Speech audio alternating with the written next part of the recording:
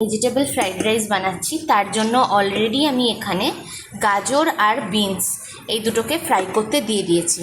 গাজর বিনসটা এই তেলের মধ্যে একটু বেশি তেল ছিল কালকের, তো সেটা রেখে দিয়েছিলাম। এটার মধ্যে ফ্রাই করে তুলে নেব জাস্ট। তার মধ্যে একটু ক্যাপসিকামও কেটেছি, সেটাও দিয়ে দেবো। দিয়ে হালকা করে ফ্রাই করে, ক্যাপসিকামটা লাস্টে দিয়ে হালকা করে ফ্রাই করে তুলে নেব। তেল এতটা ইউজই করবো না। তারপরে আমার ভাত এখানে হয়েই গেছে, তো ভাতের সাথে দেখাচ্ছি আপনাদের ভাতটা। ভাত এখানে হচ্ছে, রেডি হচ্ছে, আর একটু হলেই হয়ে যাবে। ভাতের সাথে ভেজিটেবলসগুলো মিক্স করে নুন মিষ্টি দিয়ে আমি রেডি করে নেব আমার ভেজ ফ্রাইড রাইস। ভাতটা অলরেডি রেডি হয়ে গেছে।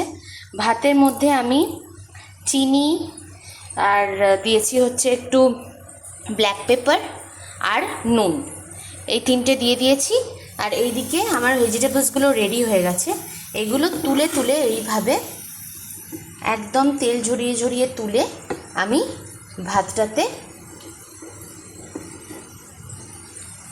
অ্যাড করে দেবো।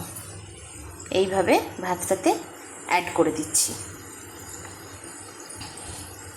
পুরোটা অ্যাড করে আবার দেখাচ্ছি আমি।